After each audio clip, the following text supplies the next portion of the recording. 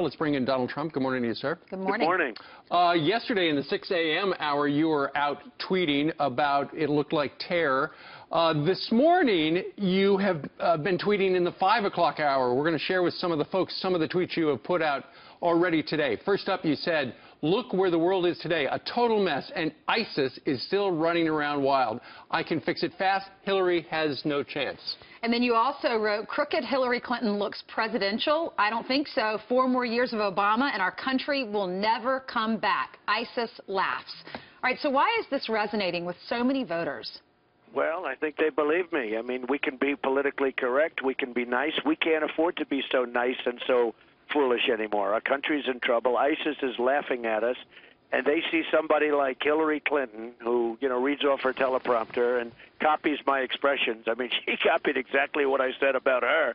2 days later, she said the same thing. I mean, come up with your own expressions, but, no imagination. But ISIS, I guarantee you, and China on trade, because you look at what China's doing on trade and building their fortresses in the middle of the South China Sea, which is a violation of everything we stand for and not supposed to be doing it. And Japan and Mexico, and everybody's laughing. They want to have Hillary so badly, you have no idea. Donald Trump, have you met with military advisors that have told you specifically how to get rid of ISIS quickly in Libya, Syria, Iraq, everywhere? Well, I met with many people, and recently I met with James Baker, who I have a lot of respect for, and I think of Ronald Reagan when I think of James Baker, as you know. And yesterday, the day before yesterday, I was with Henry Kissinger, and I've met with many, many people, and I have definite ideas, and I'd rather not tell what those ideas are. Because, Brian, I'm so tired of watching these politicians get up and say exactly what they're going to do with ISIS.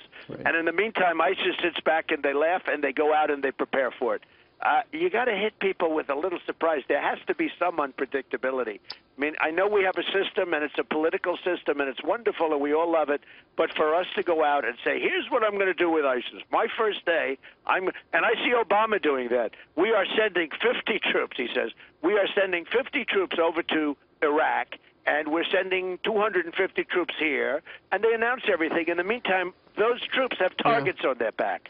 And clearly not enough. Mr. Trump, yesterday Hillary said over on another channel, she said your proposal to ban Muslims promotes terrorism. Yeah. Is that the dumbest thing you've ever heard? I mean, to me, it's one of the dumber statements I've ever heard. I mean, she is so ill-equipped to be the president. Why is it dumb? I just think it's absolutely dumb. In fact, if anything, it's just the opposite, because they're going to have to learn that we can't take this anymore, and they're going to have to turn in the people that are bombing the planes, and they know who the people are. And we're not going to find the people by just continuing to be so nice and so soft. And I have many Muslim friends, and they agree. They have a tremendous problem with the radical Islamic terrorism, tremendous problem. And what she said is so dumb. They are going to have to start turning it. You take a look even at San Bernardino. Everybody knew that they were going to do this attack. There were bombs all over their apartment. Everybody saw the bombs. They knew this was happening, and nobody turned them in. And you take a look at Paris. Everybody knew that what was happening. And by the way, the last person that they were looking all over for 8 months, they found that person living practically where he lived before. Well, nobody turned him in. One of the neighbors had watched things going on in San Bernardino, but didn't want to turn him in because didn't want it to be labeled a racist or a bigot. That's right. They didn't want to do it because they thought it would be politically incorrect. Right. You know what that is? That's a lawyer, Steve, that goes and said, "Oh, we got to do something because you're going to be in trouble. You know all about this." So they said, let's not be politically incorrect. The whole thing is so insane. So we're going to have to get very tough and very smart.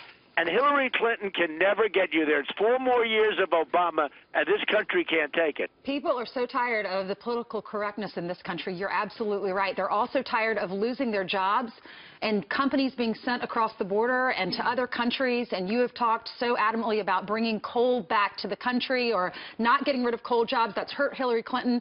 And as a result of what happened in West Virginia and how people feel about her with jobs, she's now saying she's going to bring her husband on to run the economy. Listen to this, and we'll get your reaction. Okay.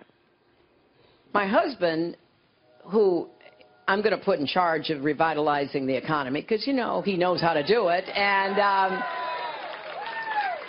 especially in places like coal country and inner cities, and other parts of our country that have really been left out.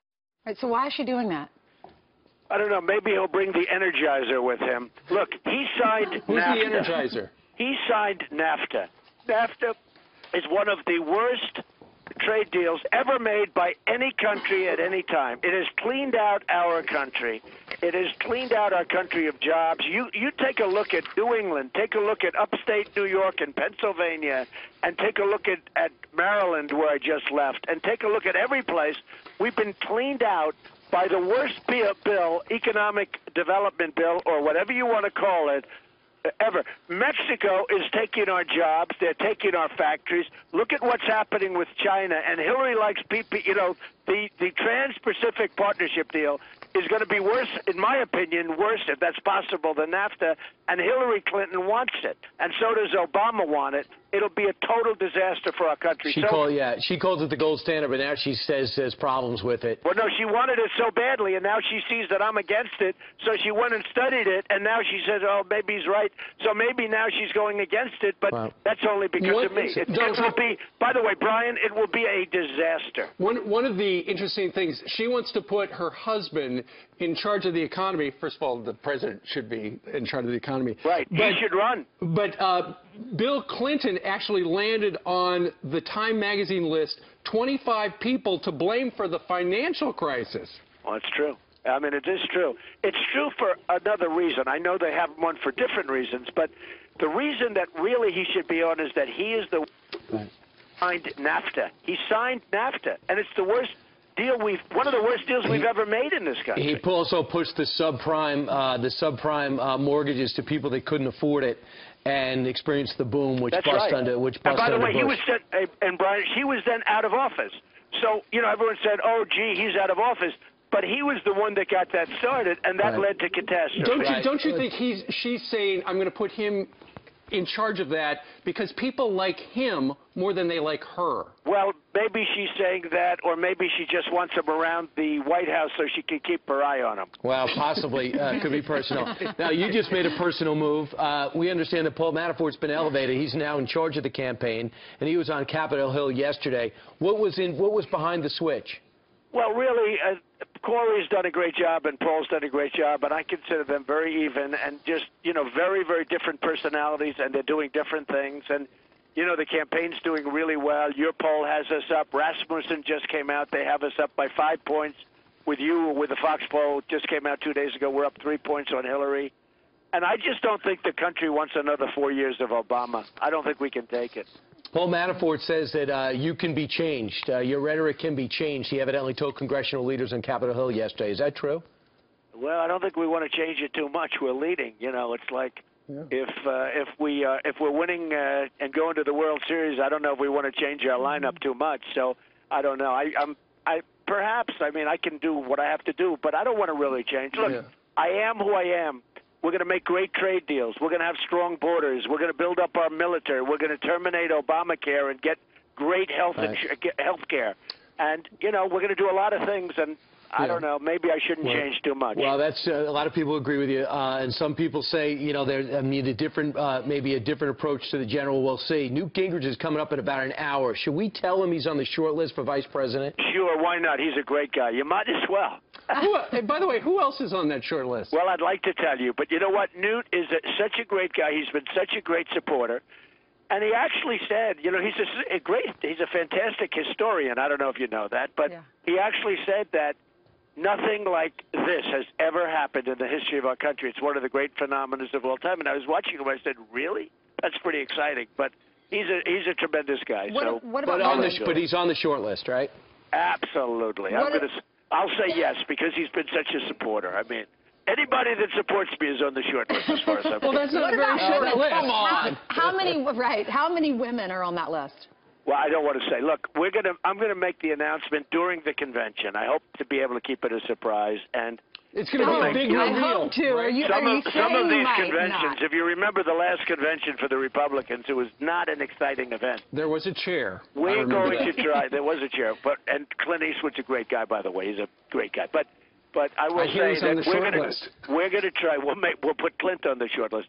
We are going to try and make that convention. Number one, most importantly, really, we're going to make it an important convention, but we're also going to make it a little bit of fun and a little bit entertaining so people can enjoy it. But honestly, far more importantly, we're going to make some really, hopefully, great decisions.